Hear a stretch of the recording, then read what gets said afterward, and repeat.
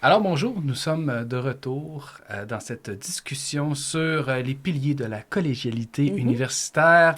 Nous sommes aujourd'hui avec Madeleine Pastinelli, elle est professeure à la Faculté des sciences sociales, et avec Louis-Philippe Lampron, il est professeur à la Faculté de droit. Et nous allons discuter aujourd'hui de la manière dont on pourrait faire le ménage dans les procédures pour sauver l'essentiel du temps de travail des professeurs consacré à la recherche et à l'enseignement.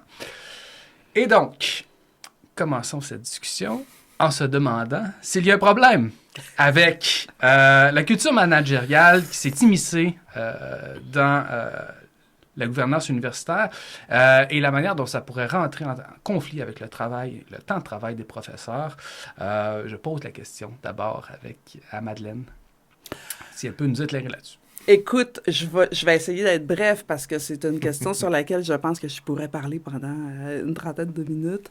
Euh, on peut poser la question à n'importe quel prof à l'université, puis à l'Université Laval et dans d'autres universités. Tous les profs répondront qu'il y a eu, comment dire, une enflure, une augmentation des exigences administratives de reddition de comptes à peu près tous les niveaux dans le fonctionnement des universités, ce qui est, comment dire, en large partie au cœur du problème de surcharge de travail des profs. En même temps que, par ailleurs, comme les universités sont dans des situations financières difficiles et ont parfois, souvent fait des choix pas toujours heureux, on a restreint au minimum le soutien administratif, mais ça en même temps qu'augmentait la charge administrative de reddition de comptes, de production de rapports, de formulaires, de, de ce type à compléter. Dans un contexte où, en fait, ce qu'on constate partout, c'est que dans la vie des profs, dans le travail que les profs ont à faire, ce dans quoi les profs finissent toujours par couper, en fait, ce qui est le plus modulable, finalement, c'est le temps de recherche. Mhm. Le temps de direction des étudiants, quand tu as un étudiant qui veut déposer sa thèse, qui a fini, qui t'envoie ses chapitres, il faut le lire. Quand tu as un cours à donner ou quand il faut rendre les notes des étudiants, il faut corriger, on n'a pas le temps. La vie du département des programmes, il y a les réunions, il faut y aller. Ce qu'on fait quand on reste du temps, c'est la recherche. Et donc, si on est surchargé par des charges administratives, mais je dirais plus exactement, souvent par de la reddition de comptes, ce qu'on coupe, c'est la recherche et il en reste de moins en moins du temps pour la recherche. La recherche, on fait ça le soir, la fin de semaine, pendant les vacances d'été, entre Noël puis jour de l'an, quand on peut. Et le problème principal, c'est que l'administration des universités pense le temps des profs, Louis-Philippe dit toujours, je vais te piquer sa formule, pense le temps de travail des profs comme une ressource élastique. C'est comme si ça comptait pas. Et donc, quand on met en place des formules, des exigences qu'on demande aux profs de fournir certaines données, de compléter des rapports, c'est toujours comme si ce temps-là comptait pas. Mais dans les faits, en fin de compte, ce qui se passe, c'est que les profs, ils coupent dans leur temps de recherche, puis on est dans un cadre où on se débat pour essayer de trouver du temps et de sauver du temps pour faire la recherche.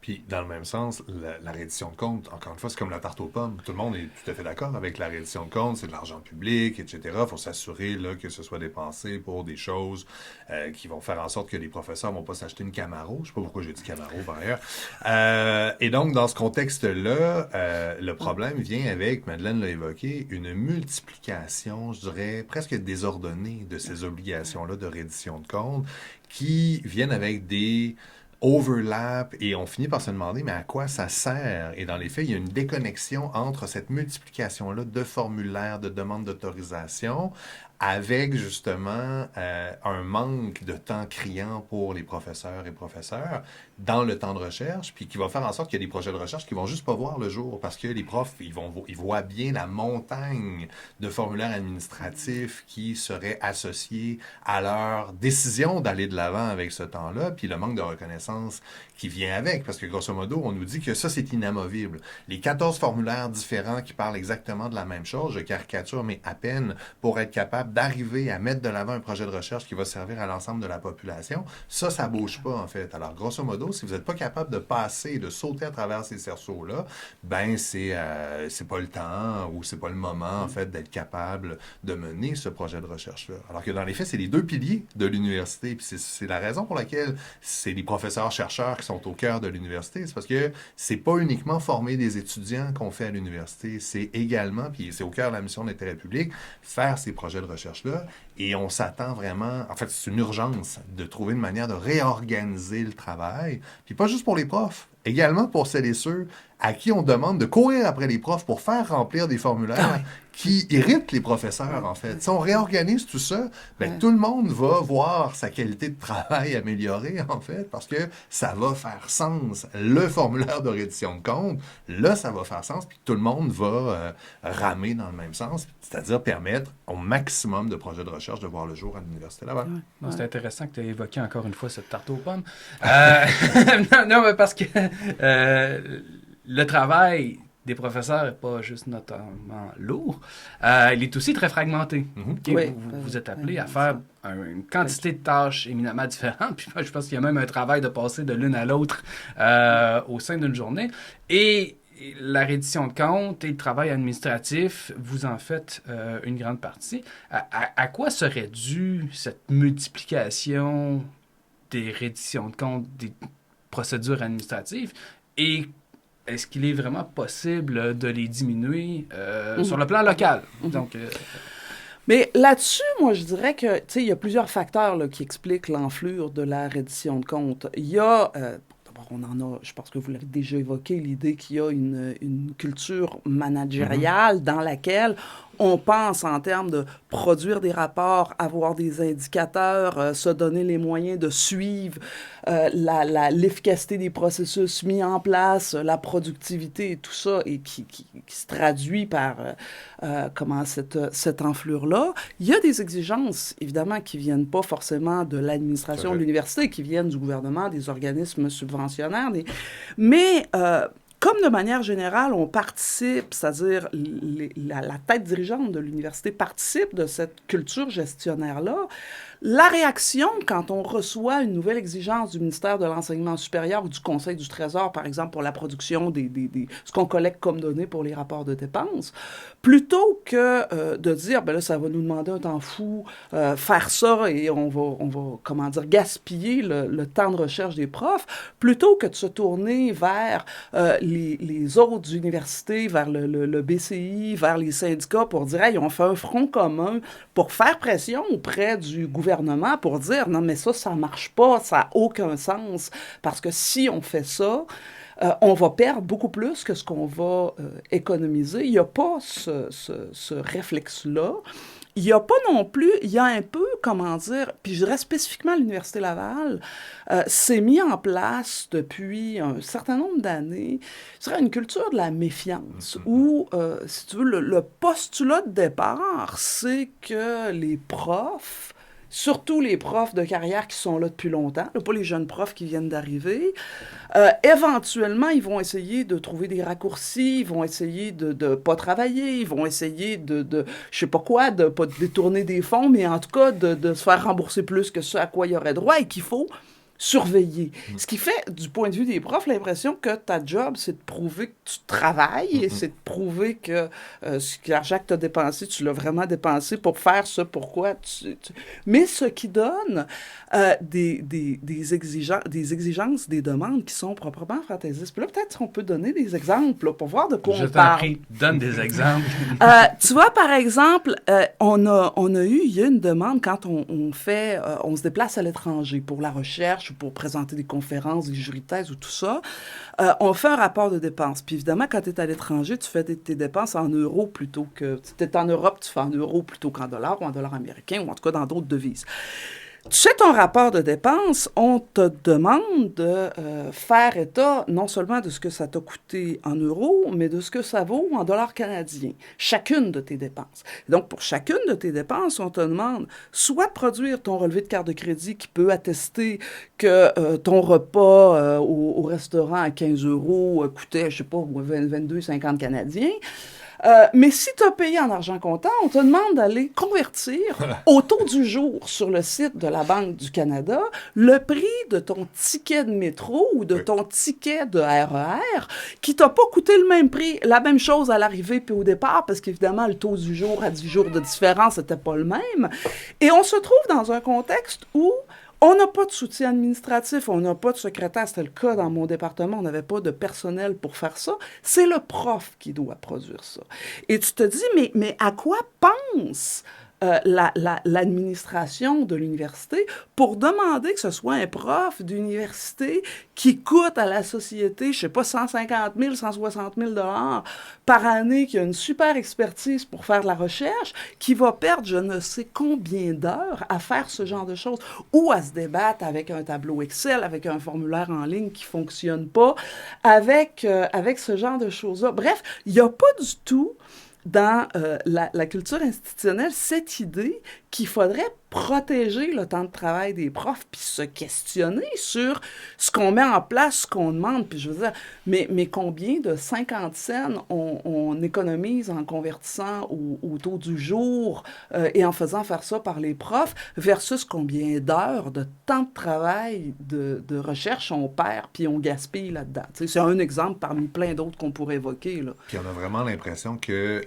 c'est comme si les fils de la tresse ou la bobine de laine, la balle de laine était complètement éclatée. Puis il faut juste rattacher, repartir le tricot ensemble, en fait. Parce que il y a plein de gens à l'université. Moi, les gens qui courent après les professeurs pour leur demander de vérifier le rapport de dépenses, puis retourner vers le professeur pour dire, oui, mais pourriez-vous faire justement la conversion de votre ticket de métro? C'est pas ça a l'air ridicule, mais je veux dire, ça montre à quel point tous les groupes présents à l'université perdent du temps par rapport à l'objectif qui est au cœur de la mission des traits publics de l'université, l'enseignement et la recherche. La recherche dans les unités, l'enseignement dans les unités, c'est ce sur lequel on est capable, au sens quantitatif du terme, d'assurer du côté de la haute administration le plus de contrôle. Parce que il y a des étudiants qui sont admis, il y a des programmes à l'intérieur duquel ils vont fonctionner, les profs vont donner des cours, si c'est pas les profs, ça va être des chargés de cours, etc., etc. Sur la recherche, bien évidemment, puis Madeleine, je reviens, là, c'est moi qui te pique ton impression sur la charge de travail des professeurs. La charge de travail des professeurs, il est impossible de savoir au début de l'année ce sur quoi on va travailler, en fait. Et donc, dans une culture managériale, ça fait tâche dans le portrait, en fait, d'avoir des professeurs qui sont pas... Voyons, vous n'êtes pas capable de dire sur quoi vous allez travailler dans l'année. Moi, je suis capable de dire sur quoi je vais travailler dans l'année. Mais ça vient avec la job, essentiellement, parce que la recherche, elle est résolument ancrée dans le réel. Puis le réel, c'est plate, mais ça se prévoit pas 2 mois à l'avance, même 1 semaine à l'avance. Puis nos sujets de recherche, ils sont mobiles, puis ils vont bouger en fonction de ce qui est en train de se passer quand, par exemple, il y a une bombe qui frappe nos institutions.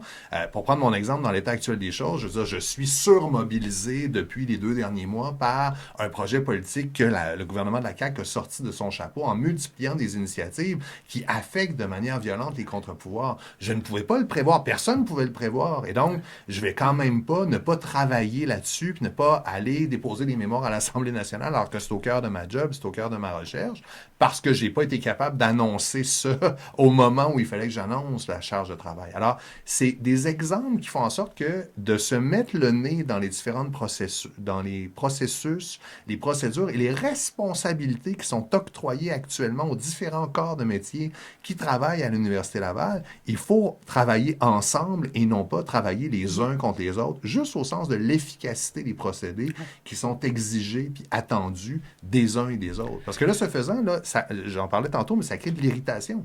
Moi, d'avoir l'impression, alors que je suis surchargé, je suis complètement débordé, puis qu'au moment où je demande de l'aide, on me renvoie vers un tutoriel à faire à la maison, ou encore qu'on me demande de remplir 4 formulaires différents pour être capable d'obtenir l'aide dont j'avais besoin avant hier, bien, ça va faire en sorte que j'ai l'impression qu'on ne me soutient pas essentiellement, puis ça crée une tension avec les groupes avec lesquels je devrais travailler de concert puis en collégialité. Et dans ce sens-là, si je peux ajouter, moi, en tout cas, ce dont je rêve, là, ce qui me semblerait faire du sens, si on voulait se donner les moyens de corriger la situation, ça prend un vrai changement de culture. Et pour ça, en fait, il faut partir comment dire, reconnaître cet enjeu-là et reconnaître le fait que le temps de travail des profs, et le temps de travail des profs disponible pour la recherche, c'est ce dans quoi on coupe toujours en premier, et c'est dramatiquement, probablement, la ressource la plus précieuse dans une université. Ce dont on aurait besoin, il me semble, c'est quelque chose comme une politique institutionnelle de préservation du temps de recherche des profs, qui poserait un cadre qui serait comme une exigence pour l'ensemble des instances, des structures, des services à l'université, où à chaque fois qu'on met en place quelque chose, un programme, là je parle pas de programme d'études, mais je parle parfois des programmes qui peuvent être créés ou lancés par notre administration pour développer toutes sortes de formules nouvelles, ou à chaque fois qu'on met en place quoi que ce soit, qu'on révise des règles, peu importe ce qu'on fait, que la première question que l'administration devrait se poser, c'est quel est l'impact de ce qu'on fait et de ce qu'on demande sur le temps de travail des professeurs et donc parce que c'est toujours parler du temps de travail des profs, dans les faits, c'est toujours parler du temps disponible pour la recherche. Et donc, en fait, si on avait un cadre général qui serait quelque chose comme une politique. Tu sais, comme on a eu des politiques de développement durable que le gouvernement a adoptées. Et ça, c'est comme un cadre. Puis quand tu veux faire quelque chose, il faut que tu te demandes, tu sais, comment on peut faire pour que ce qu'on va faire, ce qu'on va mettre en place, ça n'ait pas d'impact catastrophique sur l'environnement. Mais exactement de la même manière, ça nous prendrait l'équivalent de ça, mais qui serait une politique de préservation du temps de recherche des profs, tu sais, ou quelque chose comme ça. Replacer le curseur, que ce soit plus la reddition de comptes, l'inamovible, mais que ce soit justement la préservation du temps de recherche, que ce soit le curseur permettant de déterminer ce qu'on garde puis ce qu'on enlève. Oui.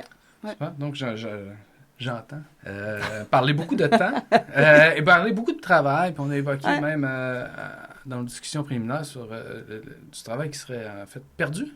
Littéralement, pas juste du travail gratuit, parce que, bon, vous êtes payé pour l'ensemble, mais il y a vraiment un volume de travail qui est littéralement perdu, qui ne sert à rien quand on fait des demandes qui aboutissent pas, qu'on met des collègues en compétition pour des miettes, etc. Et ça va de manière totalement contraire à ma question préférée dans le document préparatoire, et je peux pas la poser parce que je veux savoir qu'est-ce qu'elle veut dire. Est-ce que ça existe des profs qui ne foutent rien? Moi, ça me serait pas passé, mais pas du tout par la tête. Mais elle est là. Et donc, elle est là parce qu'elle vient de quelque part. Qu'est-ce que c'est que cette question-là? Ben, quand on voit tu sais, ce qui est la culture de l'administration ou de nos gestionnaires, puis tu sais, je peux en parler pour avoir négocié la dernière convention collective et avoir fait face vraiment à la vision de l'administration, on a l'impression, par moment, que l'administration est obsédée par l'idée que certains collègues passeraient leur journée à boire du martini au bord de la piscine, là, tu sais, qu'ils en feraient pas assez, qu'ils travailleraient pas assez et qu'il faut, tu vois, assurer un suivi, pour pas dire une surveillance, mais tu sais, faire de la pression pour s'arranger finalement. Tu sais, on est dans un monde où il y a une culture de la performance, une culture de la compétition. Du contrôle. Mais c'est ça qui vient avec le contrôle. Et là où, comment dire, il y a quelque chose qui est vraiment problématique, c'est que les administrateurs seront toujours capables de trouver des exemples de profs décrocheurs, tu sais, de profs qui sont entre un ou deux burn-out ou congé de maladie, arrêt de travail parce qu'ils se sont trouvés dans une situation où ils étaient littéralement plus capables de fonctionner. Et ça va toujours être l'exemple qu'on va utiliser pour justifier finalement, tu sais, davantage de contrôle et davantage de... Le problème étant que, au lieu de se poser la question de savoir qu'est-ce qui fait qu'il y a des profs qui littéralement s'effondrent, tu sais, qui finissent en congé de maladie et qui finissent par être des décrocheurs complets, là. Tu sais, au lieu de se poser la question de quel genre de culture institutionnelle, de problème de reconnaissance. Puis là, quand je parle de reconnaissance, je parle pas de faire des prix puis de donner des médailles. Le seul l'administration, c'est faire ça, donner des médailles, mais une réelle reconnaissance où on valoriserait l'ensemble des fonctions professorales, où on valoriserait différents modèles de carrière et pas un modèle unique qui est celui du chercheur ultra-performant qui va chercher des millions et qui rayonne à l'échelle internationale. C'est très bien d'avoir des collègues avec ce profil-là, mais on ne peut pas faire fonctionner une université avec que des professeurs qui auraient ce profil-là. Ça ne fonctionnerait pas. Il n'y aurait personne pour faire la direction de programme, il n'y aurait personne pour faire l'enseignement au premier cycle, pour faire tout ce qu'il y a... tout ce qu'il y a à faire par ailleurs. Mais le fait, donc, tu sais, qu'on tende à valoriser un modèle de carrière unique, qu'il n'y ait pas de reconnaissance, on ne se pose pas la question de savoir qu'est-ce qui fait qu'il y a des profs qui, littéralement, s'effondrent et deviennent des décrocheurs. On ne fait que augmenter la pression. Et quand on augmente la pression, celui qui est déjà effondré et qui est déjà entre deux congés de maladie parce qu'il essaie de survivre de burn-out en burn-out, on ne va pas l'aider, assurément. Puis tout ce qu'on fait, c'est augmenter la pression sur les autres qui sont déjà en situation de surcharge de travail et qui peinent déjà à fournir. Je veux dire, les collègues qui sont dans des situations où ils se sentent plus ou moins précaires, notamment les jeunes profs qui intériorisent très fortement, finalement, cette pression-là, puis qu'on n'aide absolument pas là, en faisant ça. Puis c'est un truc qui est vieux comme le monde, hein, de monter en épingle une situation exceptionnelle ou encore de faire dire à une situation, justement, ce qu'on veut qu'elle fasse dire en évacuant le côté santé mentale pour être capable, après ça, d'accentuer les mesures de contrôle. Je veux dire, on le voit notamment, là, je suis beaucoup là-dedans ces temps-ci, mais avec le projet de loi 3 sur les syndicats, où grosso modo, on sort l'exemple de oui, mais Magali Picard est allée à Dubaï pour être capable de dire ça ne fonctionne pas, les syndicats abusent des cotisations des membres et donc il faut absolument les empêcher alors que dans les faits, je veux dire, c'est suranecdotique de un, puis deux, ben, je veux dire, elle avait quand même été mandatée pour aller défendre la position de la FTQ en ce qui concerne la lutte au réchauffement, la lutte au réchauffement climatique. Oui. Mais encore une fois, Madeleine parlait de reconnaissance. Dans la culture managériale et la nouvelle gestion publique, le grand problème, en fait, c'est que la reconnaissance passe par moins de bullshit jobs et plus, donc, de complémentarité dans les nombreux groupes qui composent l'université. Puis encore, l'université ne peut pas fonctionner sans professionnels de recherche, sans chargé de cours, sans employés de soutien, sans post-doctorants, etc. Je veux dire, c'est un immense organisme, l'université, qui, dans le cas d'une université complète, travaille dans trop de disciplines différentes pour qu'on soit capable justement de penser que c'est en surmultipliant les formulaires de reddition de compte que l'université elle va tenir par elle-même parce que là vraiment ça va être square puis on va s'assurer qu'il n'y ait pas un 50 cents qui soit dépensé pour dans un contexte où le professeur a eu un peu de plaisir en allant donner 4 conférences en 3 jours aux Pays-Bas. Mais au-delà de la caricature, c'est que l'idée du burn-out puis de la complémentarité des fonctions puis de lutter contre les bullshit jobs, on a l'impression qu'avec cet éclatement-là des formulaires, il y a des choses qui ne font pas de sens, mais avec lesquelles on est obligé de composer du côté des profs, mais du côté également du personnel administratif, parce que ce qu'on leur demande au personnel administratif, largement, c'est de courir après les profs pour 14 formulaires différents. Fait que quand il y a une tension entre un professeur puis une membre du personnel administratif ou un membre du personnel administratif, bien, je veux dire, c'est le système le responsable de cette irritation-là. Parce que, évidemment, si jamais on atomise le conflit, bien, on a d'un côté une personne à qui on a demandé de faire quelque chose, qui se tourne vers un professeur, puis le professeur est irrité, puis donc manifeste l'irritation à la personne qui a envoyé le courriel. Fait que tout ça est contre-productif et encore une fois nous ramène à l'idée de temps perdu. Perdu par rapport à quoi? Par rapport à ce qu'on devrait faire tout le monde, c'est-à-dire faire de l'enseignement et de la recherche de haute qualité. Puis la haute qualité de la recherche, là, on n'est pas capable nécessairement de l'évaluer avec des facteurs quantitatifs. Puis il faut que ça passe par la confiance. La confiance pour tous les membres, en fait, ça, c'est vraiment l'élément qui doit être au cœur de la reconnaissance. Beaucoup plus que d'offrir de la tire sur la neige une fois par année sur rendez-vous, en fait, là, aux membres de la communauté universitaire en disant « Merci pour votre travail. » Hop, 2 lichettes de tir d'érable, essentiellement. Donc, la reconnaissance implique, je pense, de toute urgence, de se remettre les mains dans le moteur puis de s'assurer, justement, qu'avec le nouveau curseur qui est proposé, là, de la préservation du temps de recherche, que les formulaires puis les interactions entre les différents groupes qui travaillent à l'Université Laval, ben ça fait sens pour tout le monde. Et par rapport à quoi? Par rapport à la mission d'intérêt public de l'université. Mais On parle beaucoup de reddition de comptes, mais moi, je voudrais insister sur le fait que c'est problématique, la reddition de comptes, puis c'est clair que, je veux dire, c'est pas un élément secondaire, mais on a beaucoup plus largement un problème de culture C'est clair. sur ce plan-là. Puis je voudrais donner un autre exemple que j'ai toujours à l'esprit quand je pense à ça, à la nécessité de préserver le temps de recherche des profs, qui est celui de l'idée qu'avait eue l'administration il y a quelques années. Ils avaient mis sur pied, lancé un programme qui était le programme des chantiers d'avenir. Puis là, je vais de mémoire. Là, pour ce que je me souviens, en fait, l'université avait présenté ça sous forme de concours. Et l'idée des chantiers d'avenir, c'était que l'université allait financer la mise en place de programmes d'études qui seraient principalement, il me semble, des programmes de deuxième cycle, qui seraient comme un peu des programmes sur mesure, qui se feraient en partenariat avec l'université, mais aussi des organismes de l'extérieur de l'université, et qui seraient centrés autour de problèmes de l'heure pour la société. Et donc, on invitait les profs à monter des projets et soumettre des projets parce que c'était un concours. Puis initialement, je pense qu'on avait annoncé qu'on allait financer 5 chantiers d'avenir. Pour présenter une candidature là-dessus, il fallait déjà faire un partenariat avec des collègues. Il fallait que ce soit interdisciplinaire, les chantiers d'avenir. Donc, il fallait faire des liens avec des collègues d'autres facultés.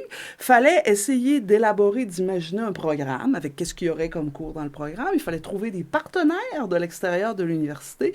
Et il fallait, évidemment, c'était un peu comme une demande de financement, là. Il fallait écrire des justifications et tout ça. L'université annonçait qu'on en retiendrait 5. Et ce que l'université offrait aux professeurs pour ça, c'était un financement qui, je ne veux pas dire de bêtises, mais il me semble que c'était de l'ordre de 15 000 ou 20 000 $ pour payer le salaire d'un coordonnateur ou d'un professionnel de recherche pendant pas une année complète ou quelque chose comme ça.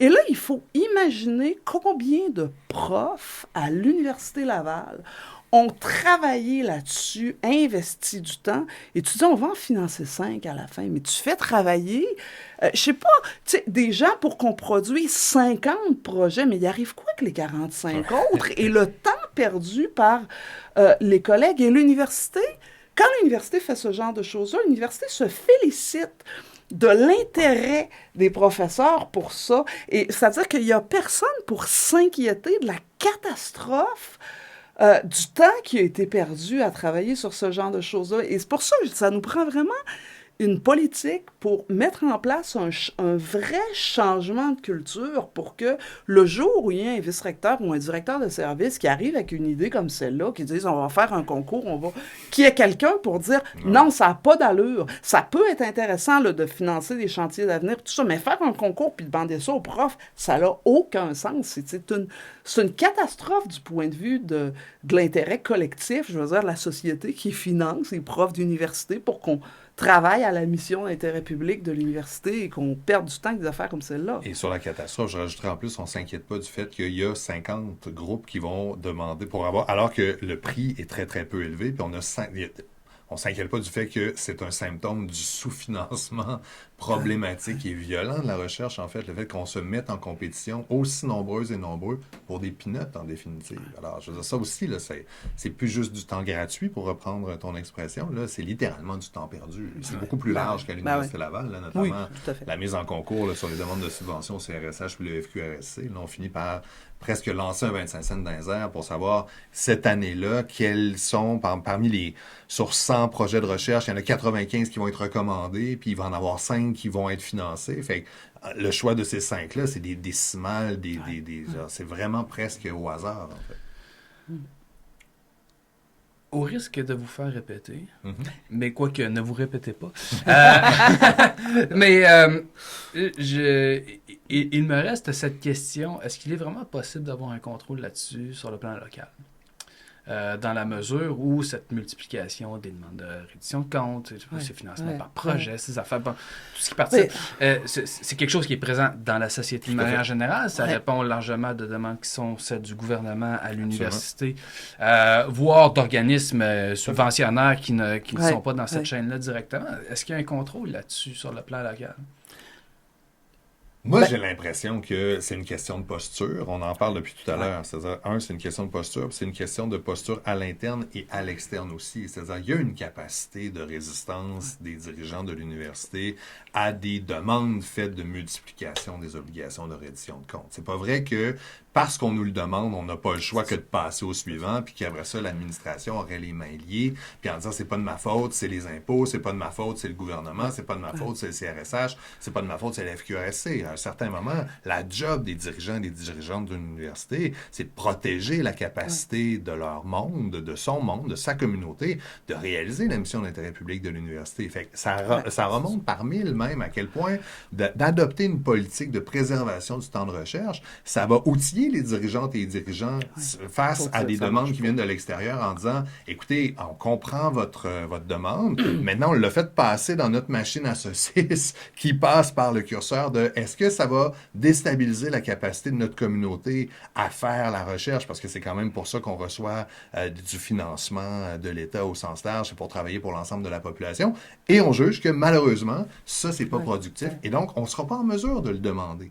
Il y a une posture politique qui vient avec le fait d'être dirigeant ou dirigeant d'université. Regardez ce qui se passe au sud de la frontière. Il y a des universités qui ont plié le genou très, très rapidement, puis il y a des universités qui se sont tenues debout. Et donc, dans ce contexte-là, moi, je suis assez persuadé qu'une posture plus robuste, qui est explicitée par, justement, des nouvelles politiques, ça va permettre de reprendre le contrôle en partie. On ne pourra pas... La reddition de comptes, elle est là pour rester, et c'est une bonne chose par ailleurs. Mais entre reddition de comptes et multiplication jusqu'à l'absurde des formulaires qui font perdre du temps à tout le monde, puis qui enlèvent le sens à celles et ceux à qui on demande de courir après ces informations-là.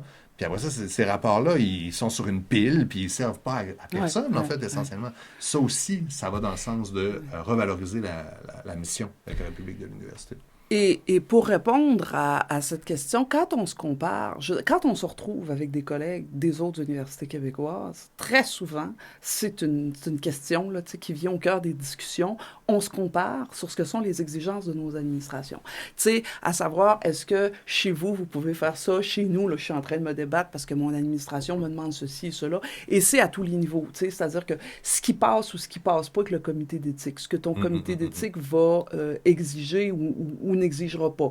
Ce que ton service des finances va exiger si tu as loué un Airbnb plutôt qu'une chambre d'hôtel, pour établir combien tu peux payer ton Airbnb, si tes dates de ton billet d'avion coïncidaient pas avec celles de ton événement parce que tu as pris 3 jours à tes frais pendant ton déplacement, ce qu'on va te demander, et tout ce genre de choses-là, si tu peux t'acheter un ordinateur, un Apple, un Mac ou pas, et ce que tu dois faire si tu as décidé dans la vie que tu voulais t'acheter un Mac, ou pire, que tu es à l'étranger quand ton ordinateur rend l'âme et que tu veux changer d'ordinateur. Fait que là, tu peux pas passer par les fournisseurs officiels de l'université. C'est terrible ce que ça demande comme démarche pour pas te retrouver 3 semaines à l'étranger plus capable de travailler sans ordinateur. Quand on compare avec des collègues des autres universités, ce qu'on découvre, en fait, c'est assez systématiquement que les exigences sur toutes ces questions-là, elles varient quand même pas mal d'un établissement à l'autre. Et ce que ça permet de comprendre, c'est quand ton administration te dit « Non, ça c'est comme ça, on n'a pas le choix », tu dis « Ouais, ben ailleurs, ça se passe autrement. » Fait que peut-être qu'on n'a pas tant que ça pas le choix.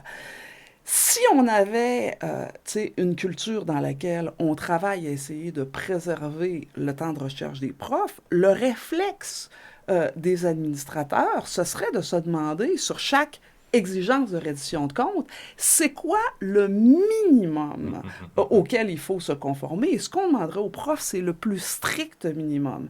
Là, à la place, on a l'impression parfois qu'on a affaire à des administrateurs qui veulent être des premiers de classe et qui veulent, en donner plus que le client demande, là. Tu vois, et donc, je pense que là-dessus, il y a vraiment moyen, c'est vraiment possible de faire un changement de culture pour améliorer les choses. Ouais. Fort bien. Voilà qui place la table sur la manière de faire le ménage dans les procédures. J'étais avec Madeleine Pastinelli, les professeurs à la Faculté des sciences sociales, et avec Louis-Philippe Lampron, professeur à la Faculté de droit. Je vous remercie tous les deux. Merci. Merci beaucoup.